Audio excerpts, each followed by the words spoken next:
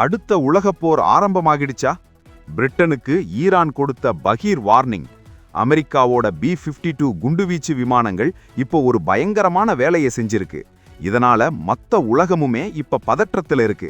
பிரிட்டனோட RAF ஃபேர்ஃபோர்ட் தளத்தை America தங்களோட ராணுவ தேவைக்காக பயன்படுத்திட்டு வர்றாங்க. அங்கிருந்து கிளம்பின அமெரிக்க குண்டுவீச்சு விமானங்கள் தான் இப்ப பிரச்சனையே. அந்த விமானங்கள் ஏவுகணைகளோட புறப்பட்டு போயிருக்கு. ஆனா திரும்பி வரும்போது ஏவுகணைகள் இல்ல. அப்போ அந்த ஏவுகணைகளை எங்க வீசினாங்க? இதுதான் ஈரானை கோபப்படுத்தியிருக்கு. எங்களை பகச்சா விளைவு மோசமாயிருக்கும்னு ஈரானிய வெளியுறவு அமைச்சர் அப்பாஸ் அராக்சி பிரிட்டனை மிரட்டியிருக்காரு. அமெரிக்காவுக்கு இடம் கொடுத்தா பிரிட்டனும் இந்த போர்ல நேரடியா ஈடுபடுறதாதான் அர்த்தம்னு ஈரான் சொல்லுது. சென்னை, கோவைன்னு நம்ம ஊர்ல இருக்கிறவங்க யோசிக்கலாம், இது நமக்கென்னன்னு.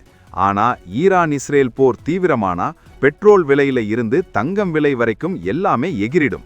பிரிட்டன் பிரதமர் கேர் ஸ்டார்மர் நாங்க தற்காப்புக்காகத்தான் அனுமதி கொடுத்தோம்னு மழுப்புறாரு.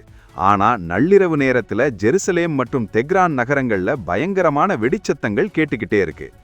B-52 விமானங்கள் மூலமா ஈரான் மேல ரகசிய தாக்குதல் நடந்திருக்கலாம்னு உலக நாடுகள் அஞ்சுறாங்க.